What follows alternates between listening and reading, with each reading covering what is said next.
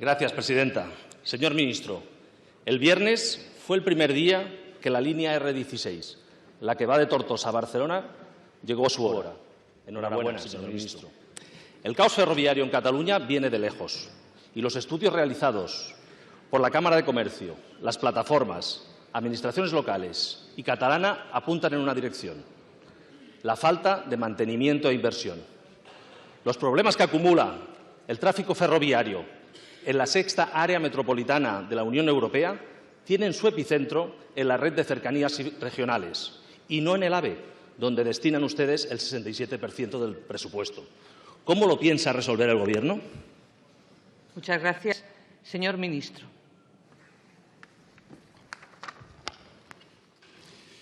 Muchas gracias, señora presidenta. Muchas gracias, señor Alonso. Permítame que discrepe profundamente de su valoración. Los servicios y los transportes, las infraestructuras en Cataluña son una prioridad para el Gobierno de España.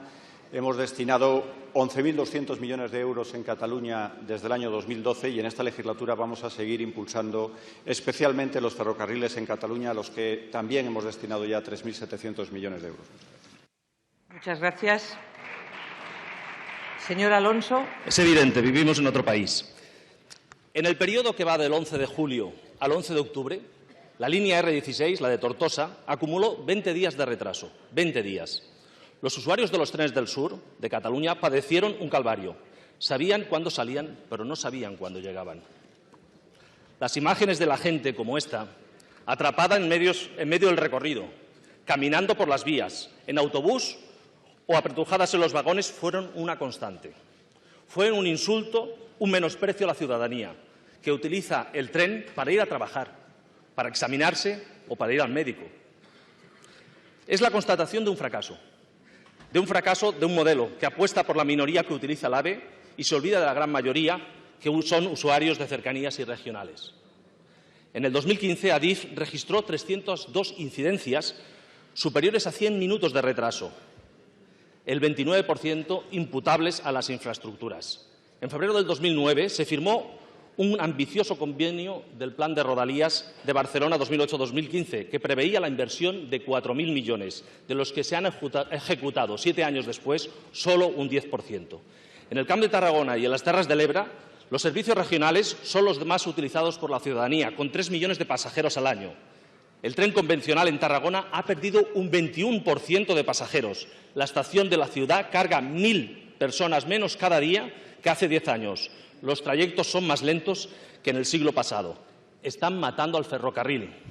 Cuando hablamos de derecho a decidir, hablamos sobre todo de derechos de la gente, de todo aquello que nos afecta al día a día. El Gobierno debe completar el plan de Rodalías de Barcelona y aprobar un plan urgente de inversiones para las líneas R. Muchas gracias.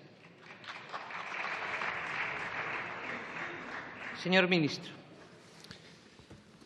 Muchas gracias, señora presidenta. Muchas gracias, señor Alonso. Mire, señoría, por los cerca de 1.600 kilómetros de red ferroviaria del servicio en Cataluña circulan cada día 1.130 trenes. Las modificaciones a las que usted hace alusión en los horarios precisamente están asociadas a nuevas infraestructuras, a nuevas inversiones que estamos también acometiendo. Y, por supuesto, ese es nuestro objetivo, trabajar para mejorar la calidad del servicio. No pasa nada por pedir disculpas públicamente a quienes se puedan ver afectados por estas incidencias. Pero también es bueno recordar que por cada tren que circula, que tiene una incidencia, hay también otros 1.129 que circulan y que no las tienen.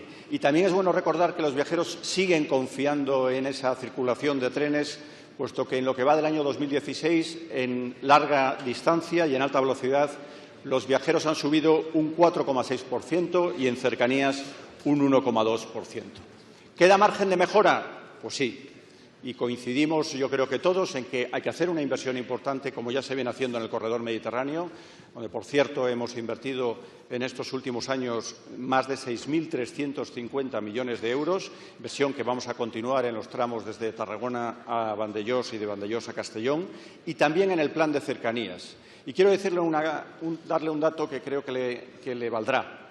El 40% de la inversión que hacemos en este país en cercanías, el 40% lo hacemos en Cataluña. Y, efectivamente, tenemos un plan actual pero he mantenido ya un primer contacto con el consejero y estamos planificando una reunión en los próximos días para poder ir a Cataluña y plantear un nuevo acuerdo en torno a un nuevo plan de Rodalías. Muchas gracias.